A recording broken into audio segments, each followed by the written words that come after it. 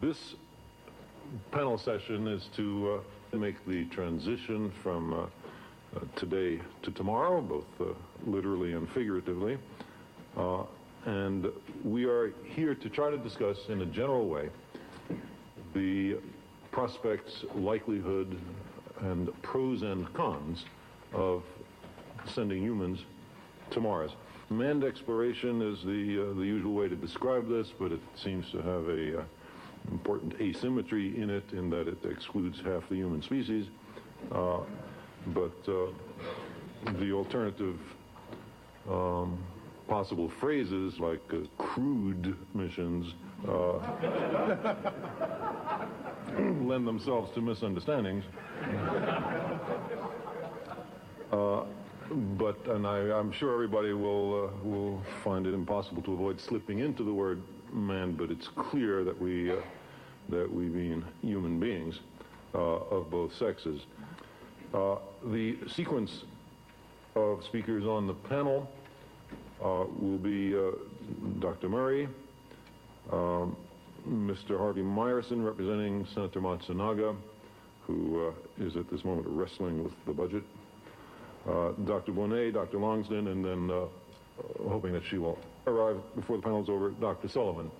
The remarks of the panelists are intended to be sufficiently controversial that we will have huge, vigorous fights among the panelists, and then I hope that those of you in the audience will feel free to weigh in after about an hour. That means that I would hope that the panelists would confine their initial remarks to some 10 or 12 minutes each. Our first speaker is Dr. Bruce Murray, who is professor of geology and planetary sciences at the California Institute of Technology, former director of the Jet Propulsion Laboratory, and he was in that role during the successful Viking missions to Mars. And Bruce is also the vice president of the Planetary Society. Bruce?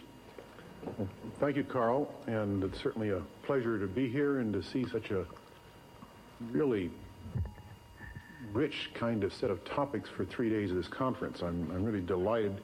It's a testimony to the attractiveness of the topic, Mars, and it's a testimony, I think, to the extraordinary amount of capability, enthusiasm, and energy this country has placed in the direction of Mars, such as with Viking, and can do so again in the future. I'm thought a lot about this and have concluded, is probably no secret to most of you, that Mars is the planet of the future, and you get to that argument two ways. One is there really aren't many other choices, that environmentally it's not feasible to send humans to almost any other place in the solar system that's plausible to do.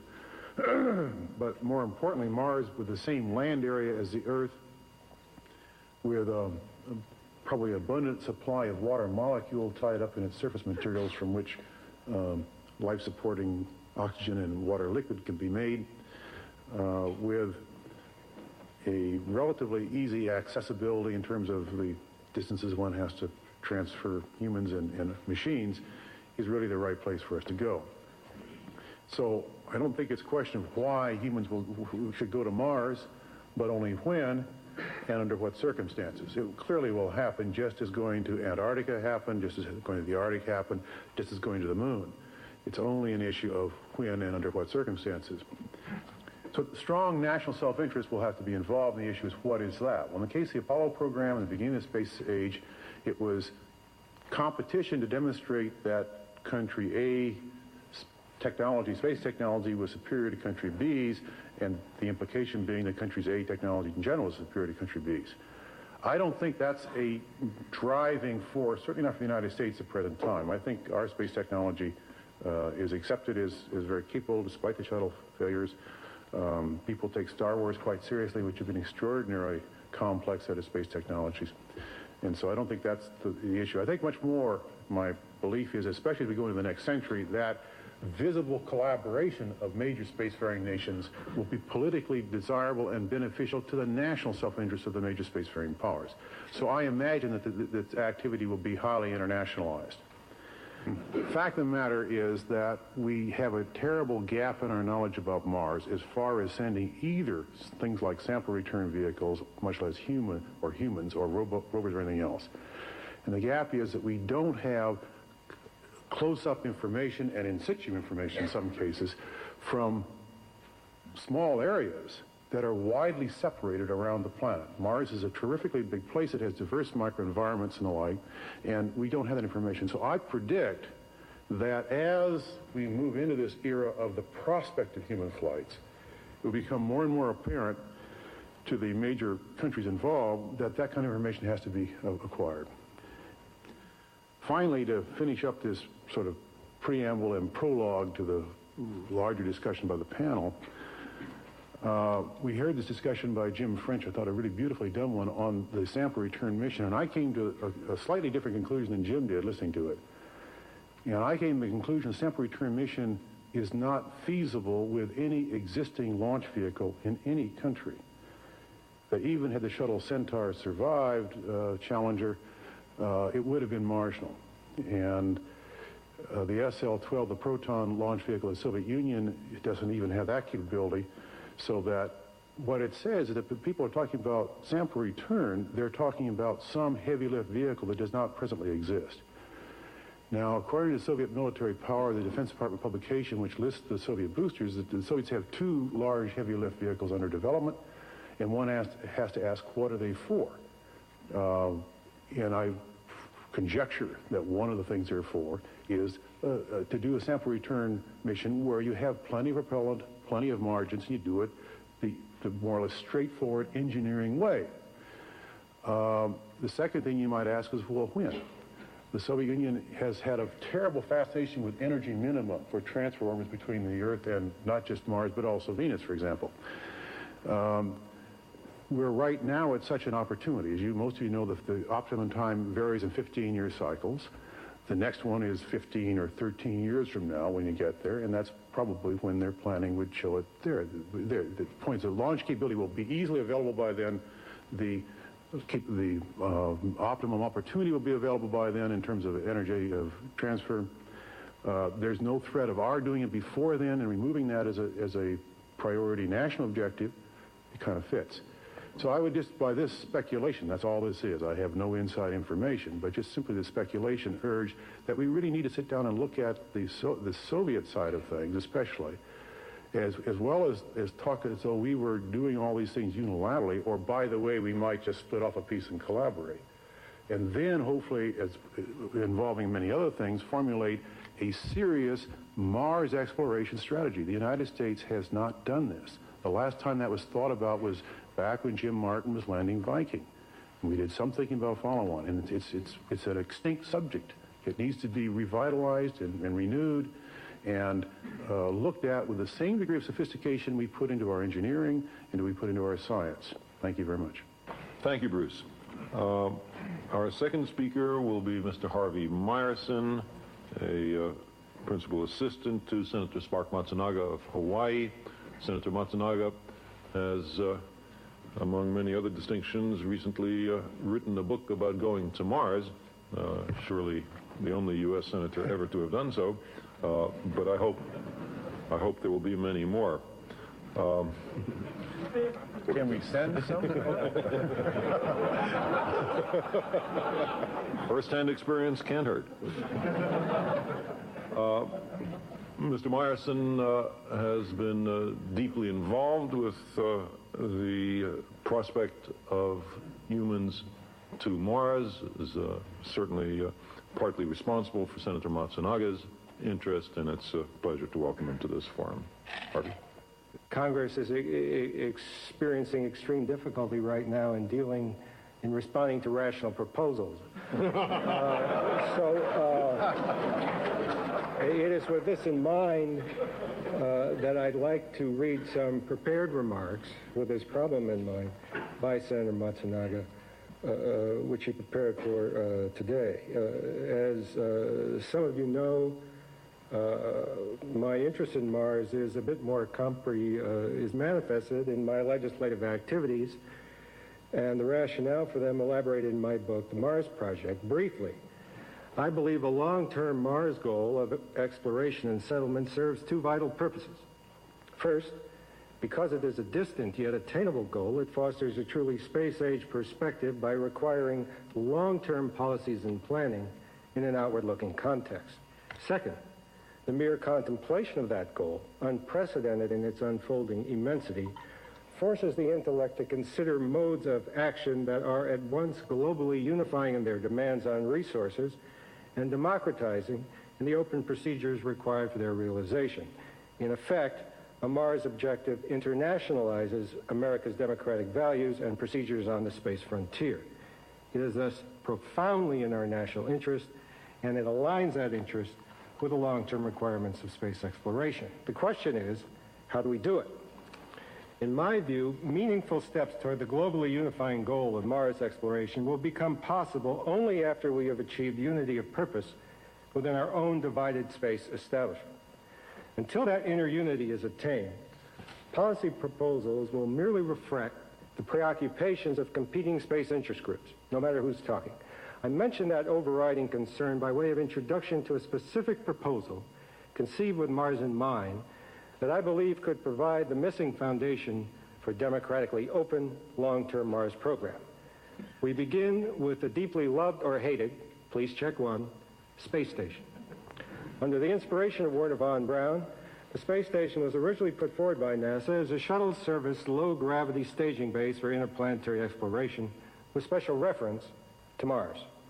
The shuttle lost its identity and compromised its efficiency and safety by taking on numerous other scientific and commercial requirements. Now our space station is following the same route. First it expands, then it shrinks, and always it recedes. The most optimistic date for a U.S. International Space Station is 1996 or 97, a decade from now, by which time the Soviets will probably be building hotels in orbit, while we from the ground snip disdainfully at the quality of their plumbing. And I see...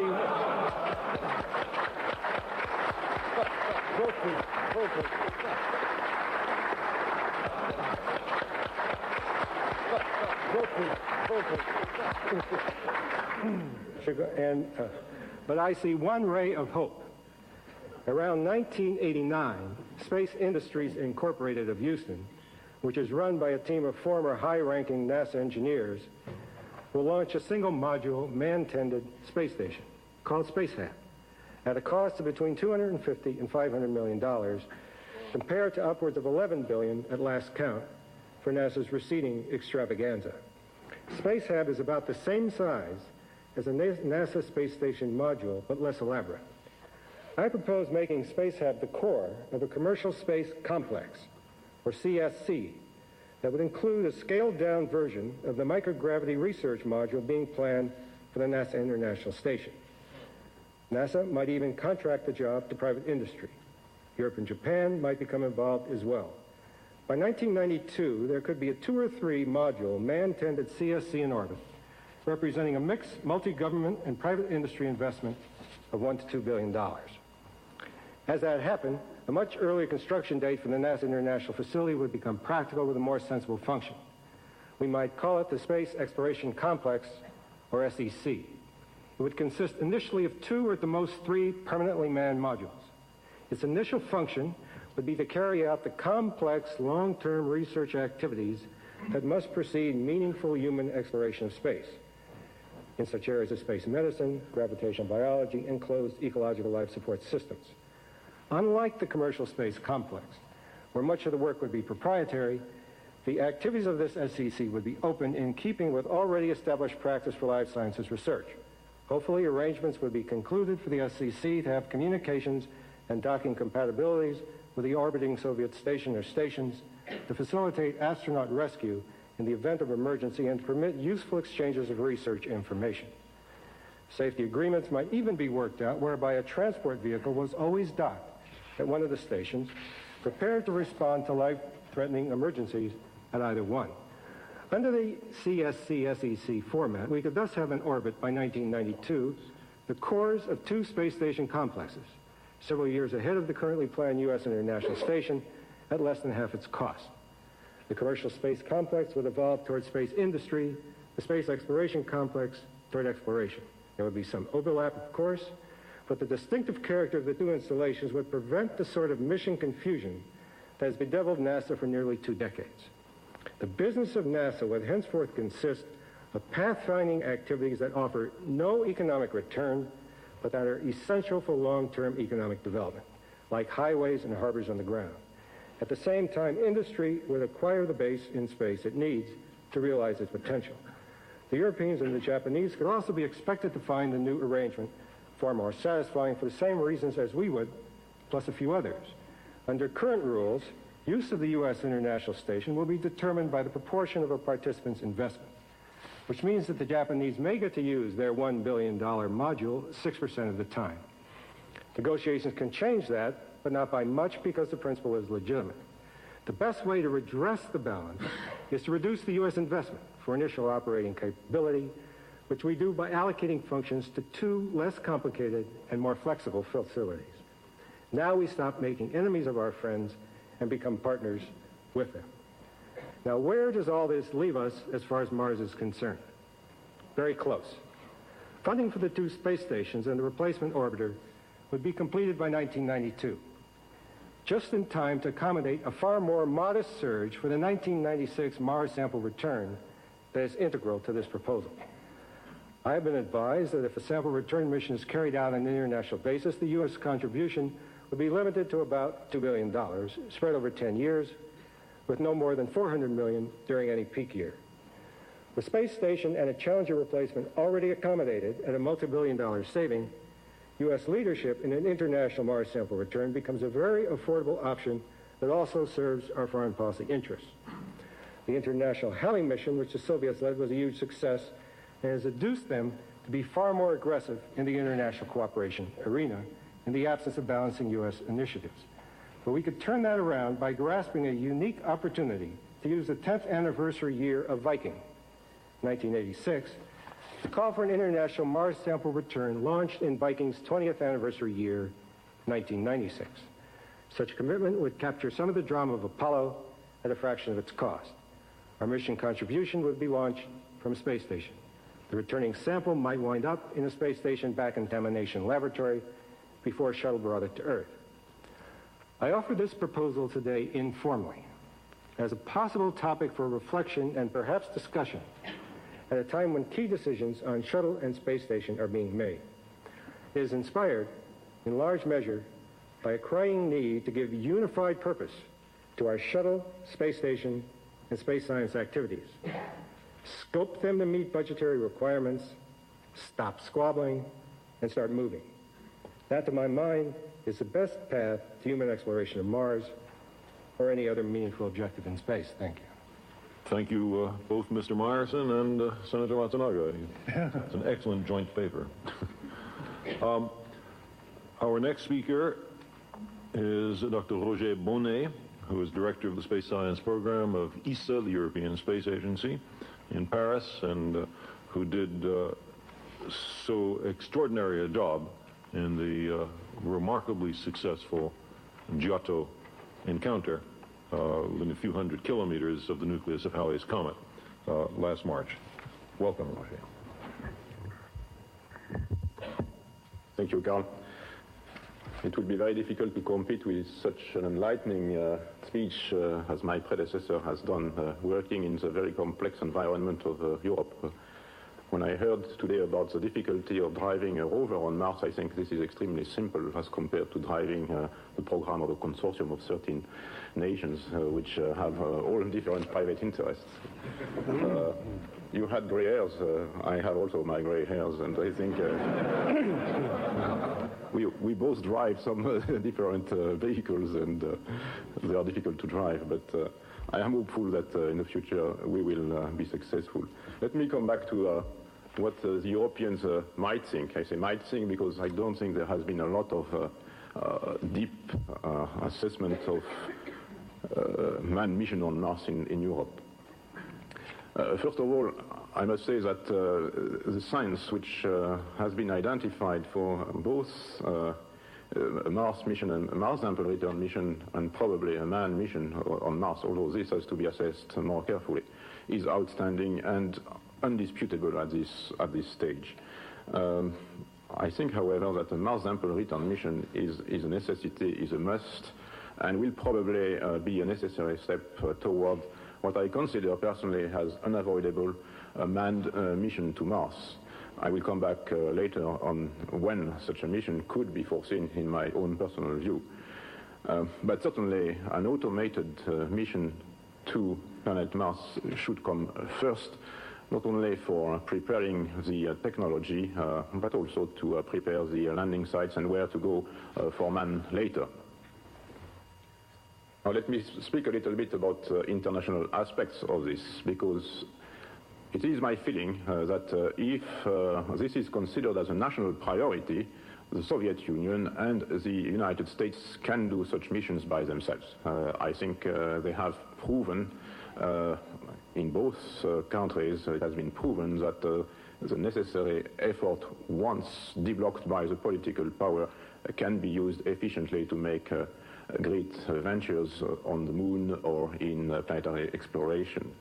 And in that respect, I think that the Americans have advanced very far the technology on going to Mars, much further, in fact, than the Soviets have, although the Soviets are certainly preparing a strategy of exploration of Mars, which will certainly end up with human exploration of Mars later on.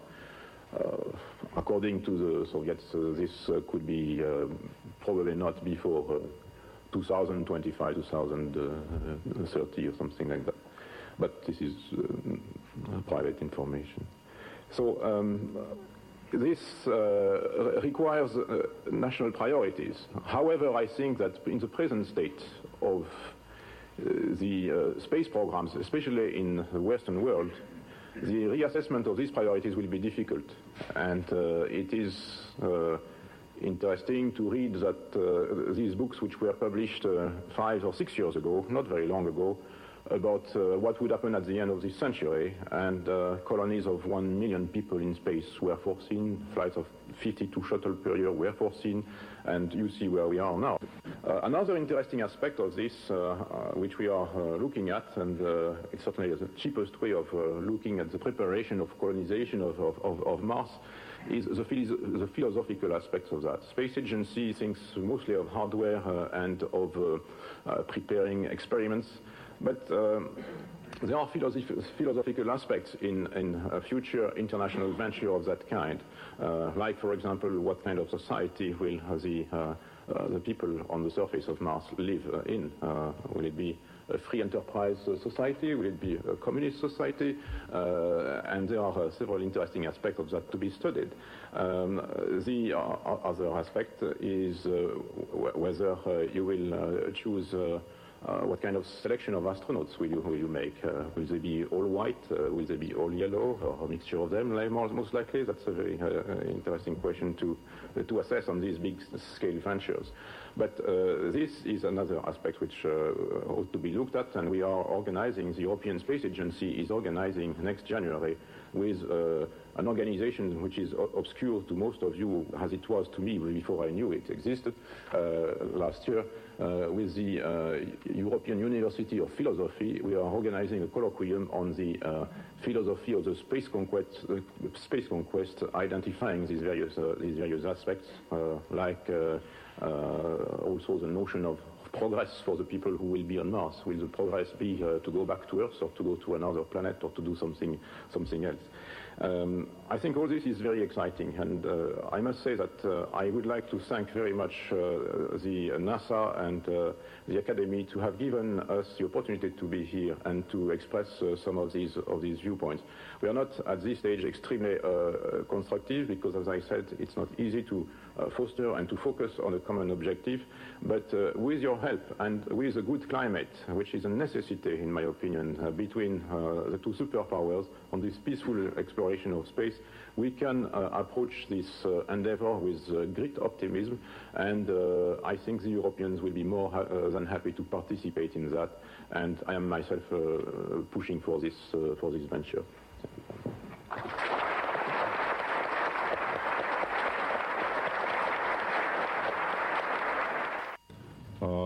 Our next speaker is Dr. Catherine Sullivan of the Johnson Space Center.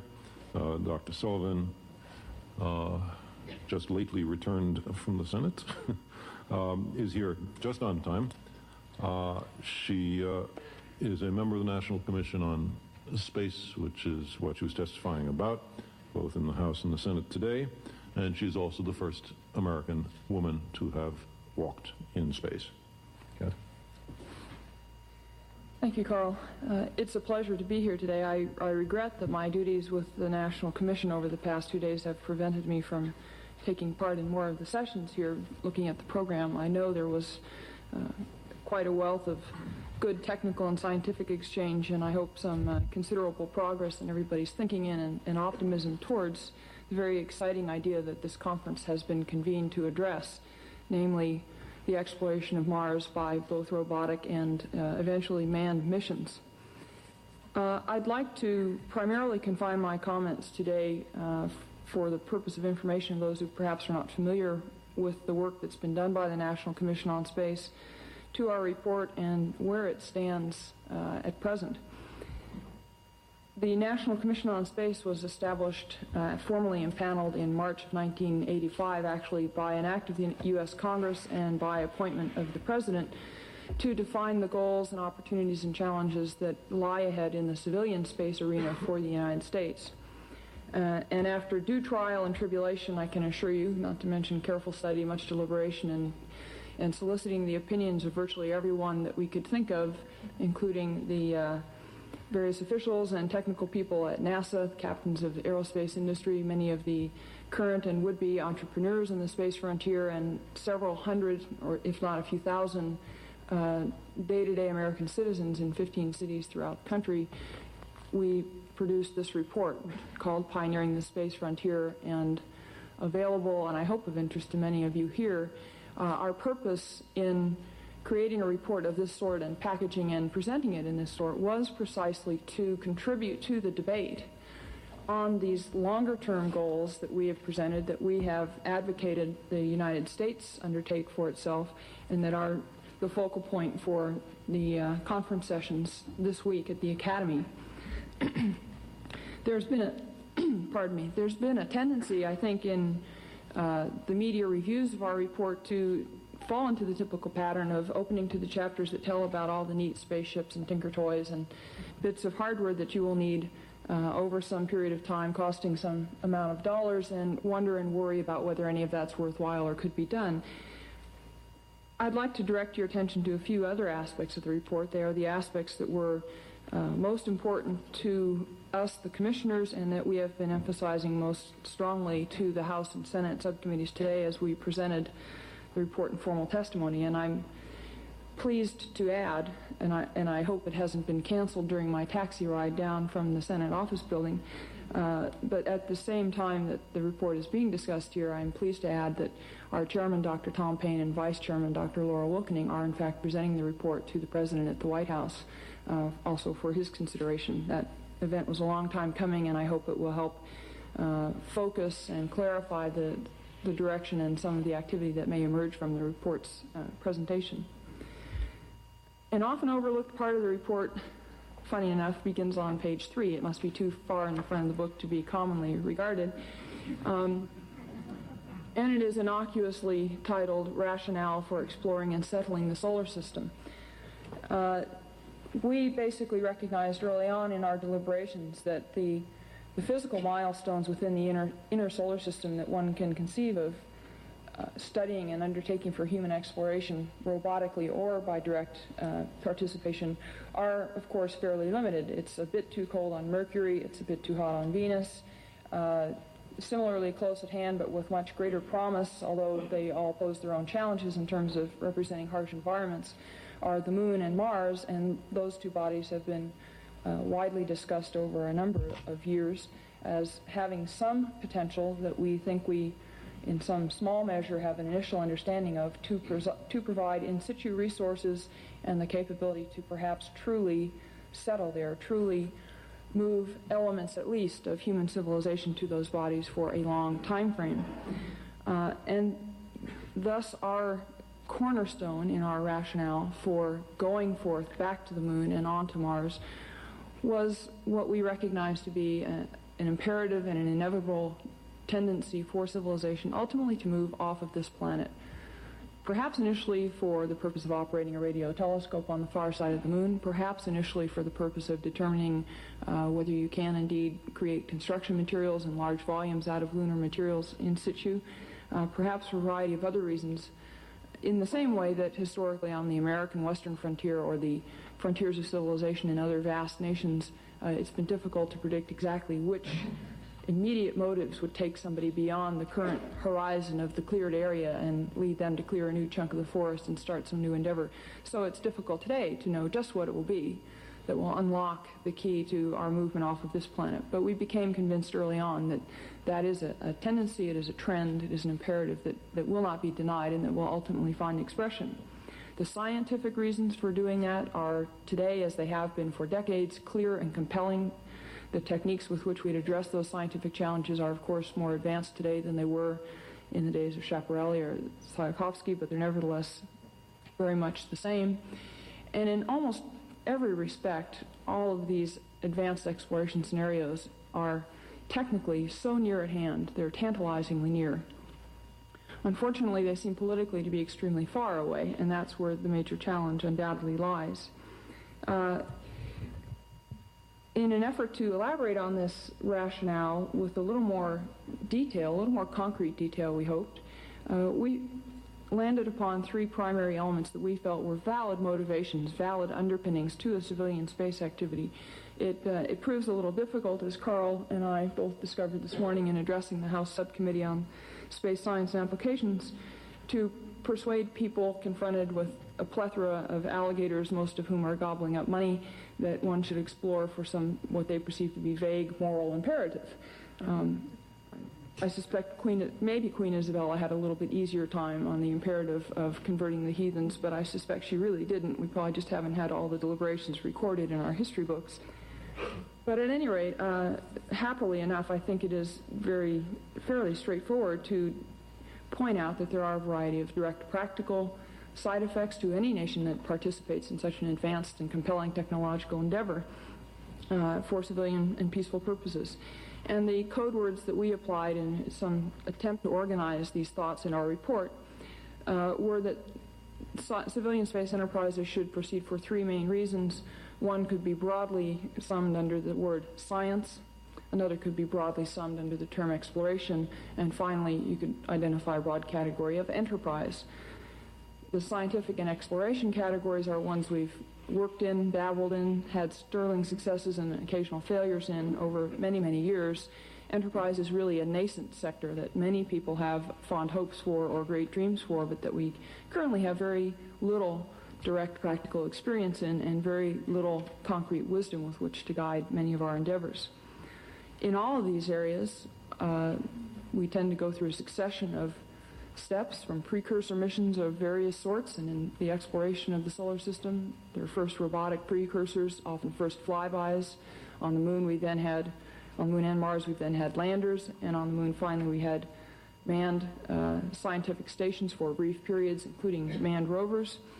And in each of these cases, historically and in the future, I think the key has been and will be designing the proper mixture and interface of men and machines and determining the proper points in time in terms of the evolution of our knowledge and our experience at which to phase amongst the different levels of effort on the purely robotic and on into the manned side of things. We did assume very clearly that manned activities would follow, and that flowed from our initial premise that this imperative to ultimately settle other worlds is the fundamental and, if you will, almost revolutionary underlying precept that not only the United States but the other nations of the world should recognize. The key for the United States, I think, in bridging this gap between what is technologically so near and politically so far away, the key is commitment. I think not as a stunt and not in any sense to be exclusive or arrogant about U.S. abilities, but simply because it is so important for the United States to be and to remain an active player in all of these fields. It's important for the motivation and excellence of our own academic and technical communities. It's important, I think, for the economic competitiveness of many sectors of our society on into the 21st century. And it's important to be a substantive and meaningful and reliable partner, one among many, perhaps a leader in some areas, perhaps not in others, but an important and substantive partner among the many players that I think we are seeing now and will see in the future on the space frontier. We had let me digress just briefly to why it is important in times like these to have something like this volume, I think, before the people of the United States and indeed the world. We've had a lot of interest from the directors and members of the European Space Agency and a number of our other international colleagues in this report. And I think the reason is that in the United States today, despite the fact that the economy and the space program seem to be in fairly devastating chaos at the moment, that in fact it is nevertheless important to have something that looks this broad and general and bold before you.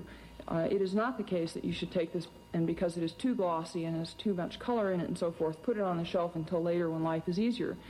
But rather it is precisely because this gives you the general sense of direction that it can help you solve some of the very immediate and pressing problems that we in the United States and specifically the Congress and NASA have in front of us.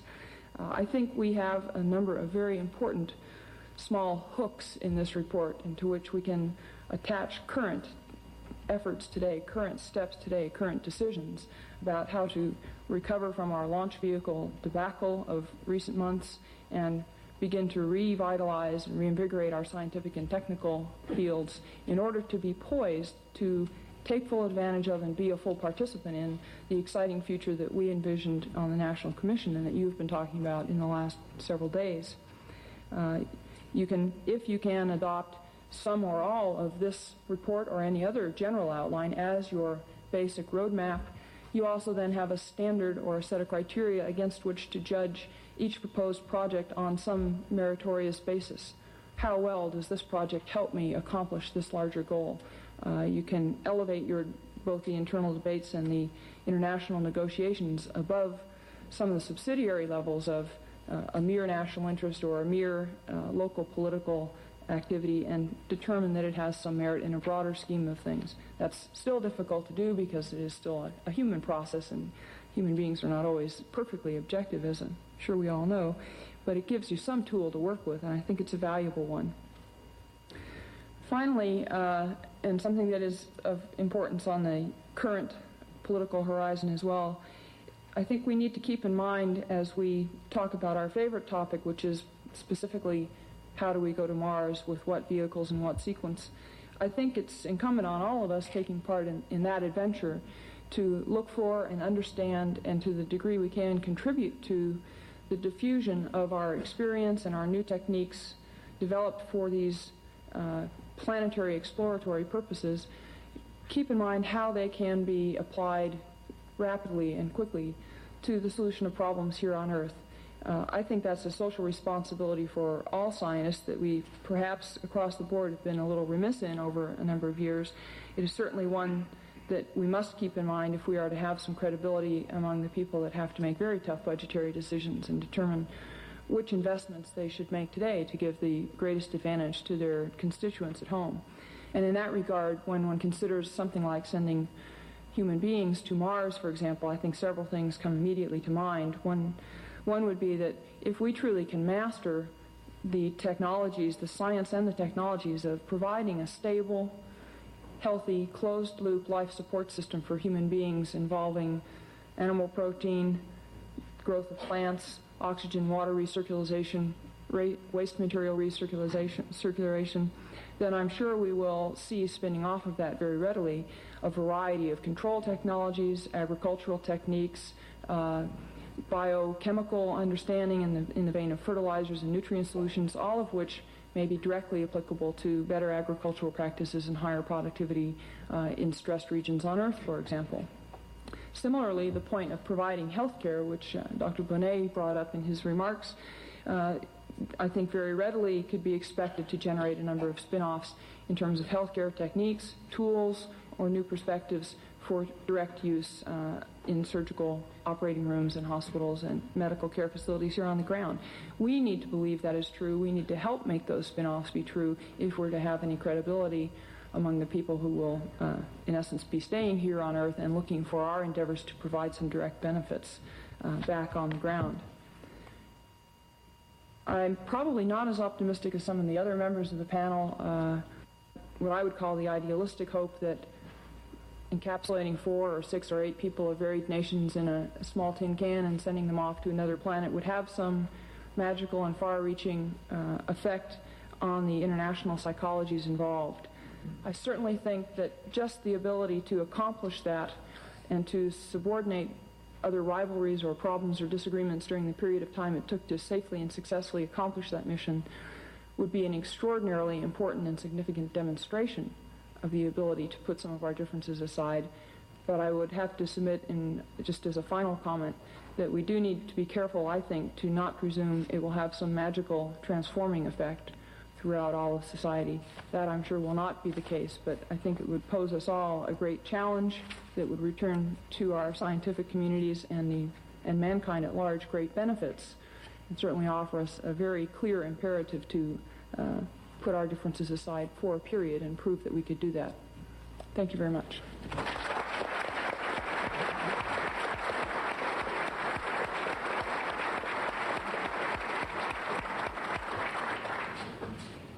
Thank you, Catherine. Our final panelist is Dr. John Logsdon, the Director of Graduate Programs in Science, Technology, and Public Policy at George Washington University, and a distinguished historian of the space program. John? Thank you, Carl. I argue, sure, the kind of commitment that can make the visions that are being talked about in this conference happen can be achieved through this and other political systems, not easily, and not by you, not by the people in this hall. You're the necessary but not the sufficient condition. I wrote a book too long ago now, since I should do another one, called The Decision to Go to the Moon. And Apollo, 25 years ago this year, the Kennedy commitment to Apollo, it's kind of an obvious example of a country committing itself to a large-scale enterprise, but maybe a misleading example. It was a product of a very specific situation, and waiting for that situation to come around again may make people wait a long time.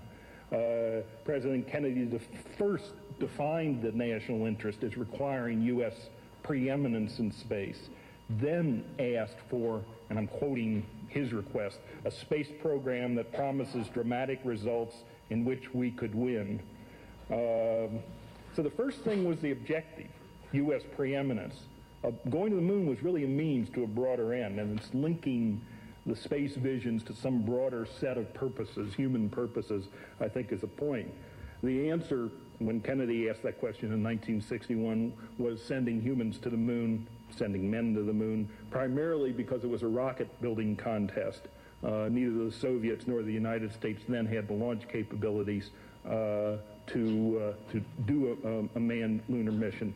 I heard, I guess it was Bruce earlier, say that at this point neither the United States or the Soviet Union has the capability for doing sample return or larger missions. So maybe there is some parallel in the situation. What can people here and like-minded people do to create a situation in which a future leader asks questions to which the answer is the exploration and settlement of Mars? Has it been done in the last 15 minutes, perhaps, as the Commission's report has been presented to President Reagan? It's important to remember that we have been down this road before. In September of 1969, a president was presented with a vision of a long-term future in space aimed at human landings on Mars before the end of the century. So that was about a 30-year plan. When do you call for the first landing, Kathy? About 30? Soon enough. 2015. 2015, so about 30 years. Let's hope in 2015 we're not putting out a report that calls for a 2045 landing. In preparing in 1969 for for the recommendations to the president on long-term visions in space. A highly placed elected leader made the following statements, which I think could be made today, maybe were in fact made today by Mr. Payne. I quote, "When I consider the potential of a manned spaceflight to Mars, and I recognize many cogent arguments counter it, I conceive it as the possible overture to a new era of civilization. Would we want to answer through eternity for turning back a Columbus or a Magellan? Would we be denying the people of the world the enlightenment and evolution which accompany every great age of discovery?" Nice quote. That's Spiro T. Agnew.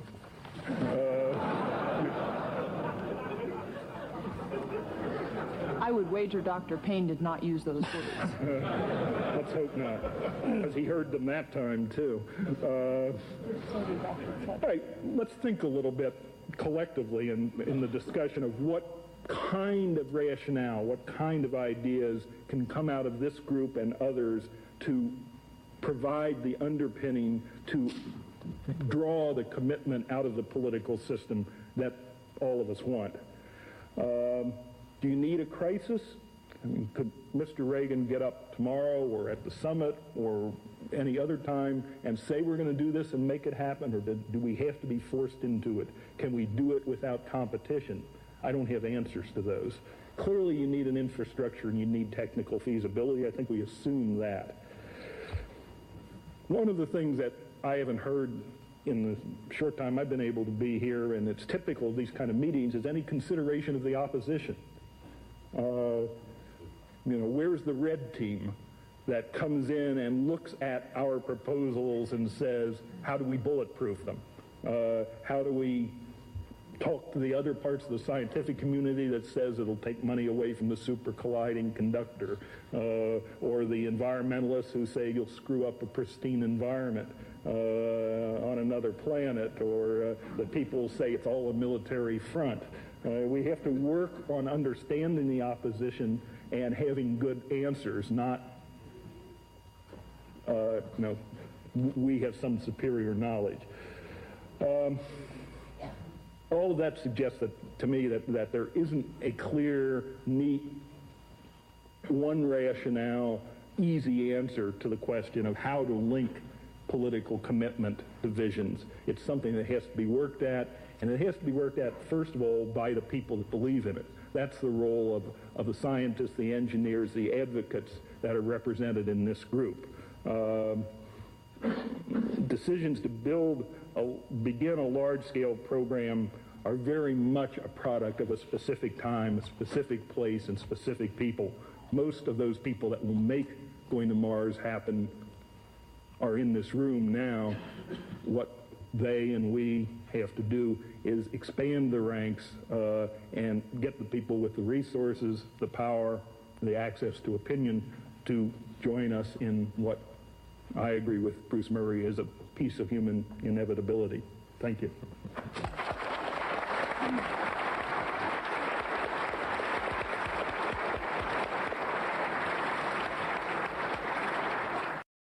Life-supporting oxygen and water liquid can be made with a relatively easy accessibility in terms of the distances one has to transfer humans and machines is really the right place for us to go. So I don't think it's a question of why humans should go to Mars, but only when and under what circumstances. It clearly will happen just as going to Antarctica happened, just as going to the Arctic happened, just as going to the moon. It's only an issue of when and under what circumstances. So strong national self-interest will have to be involved, and the issue is what is that? Well, in the case of the Apollo program, in the beginning of the space age, it was competition to demonstrate that country A space technology was superior to country B's, and the implication being that country's A technology in general is superior to country B's. I don't think that's a driving force, certainly not for the United States at the present time. I think our space technology is accepted as very capable despite the shuttle failures. People take Star Wars quite seriously, which have been extraordinarily complex set of space technologies. And so I don't think that's the issue. I think much more my belief is, especially as we go into the next century, that visible collaboration of major spacefaring nations will be politically desirable and beneficial to the national self-interest of the major spacefaring powers. So I imagine that this activity will be highly internationalized. The fact of the matter is that we have a terrible gap in our knowledge about Mars as far as sending either things like sample return vehicles, much less humans or rovers or anything else. And the gap is that we don't have close-up information and in situ information in some cases from small areas that are widely separated around the planet. Mars is a terrifically big place. It has diverse microenvironments and the like, and we don't have that information. So I predict that as we move into this era of the prospect of human flights, it will become more and more apparent to the major countries involved that that kind of information has to be acquired. Finally, to finish up this sort of preamble and prologue to the larger discussion by the panel, we heard this discussion by Jim French, I thought a really beautifully done one, on the sample return mission, and I came to a slightly different conclusion than Jim did listening to it. And I came to the conclusion the sample return mission is not feasible with any existing launch vehicle in any country. That even had the shuttle Centaur survived Challenger, it would have been marginal. And the SL-12, the Proton launch vehicle of the Soviet Union, it doesn't even have that capability. So that what it says is that when people are talking about sample return, they're talking about some heavy lift vehicle that does not presently exist. Now, according to Soviet military power, the Defense Department publication, which lists the Soviet boosters, the Soviets have 2 large heavy lift vehicles under development, and one has to ask, what are they for? And I conjecture that one of the things they're for is to do a sample return mission where you have plenty of propellant, plenty of margins, and you do it the more or less straightforward engineering way. The second thing you might ask is, well, when? The Soviet Union has had a terrible fascination with energy minimum. To weigh in after about an hour. That means that I would hope that the panelists would confine their initial remarks to some 10 or 12 minutes each. Our first speaker is Dr. Bruce Murray, who is professor of geology and planetary sciences at the California Institute of Technology, former director of the Jet Propulsion Laboratory, and he was in that role during the successful Viking missions to Mars. And Bruce is also the vice president of the Planetary Society. Bruce?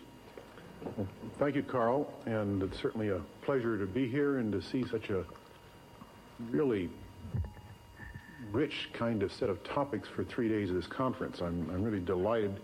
It's a testimony to the attractiveness of the topic, Mars, and it's a testimony, I think, to the extraordinary amount of capability, enthusiasm, and energy this country has placed in the direction of Mars, such as with Viking, and can do so again in the future. I'm thought a lot about this and have concluded, it's probably no secret to most of you, that Mars is the planet of the future, and you get to that argument 2 ways. One is there really aren't many other choices, that environmentally it's not feasible to send humans to almost any other place in the solar system that's plausible to do. But more importantly, Mars, with the same land area as the Earth, with probably abundant supply of water molecule tied up in its surface materials from which... This panel session is to make the transition from today to tomorrow, both literally and figuratively. And we are here to try to discuss in a general way the prospects, likelihood, and pros and cons of sending humans to Mars. Manned exploration is the usual way to describe this, but it seems to have a important asymmetry in it, in that it excludes half the human species. But the alternative possible phrases like crude missions lend themselves to misunderstandings. And I'm sure everybody will find it impossible to avoid slipping into the word man, but it's clear that we mean human beings of both sexes. The sequence of speakers on the panel will be Dr. Murray, Mr. Harvey Myerson representing Senator Matsunaga, who is at this moment wrestling with the budget, Dr. Bonet, Dr. Longsden, and then hoping that she will arrive before the panel is over, Dr. Sullivan. The remarks of the panelists are intended to be sufficiently controversial that we will have huge, vigorous fights among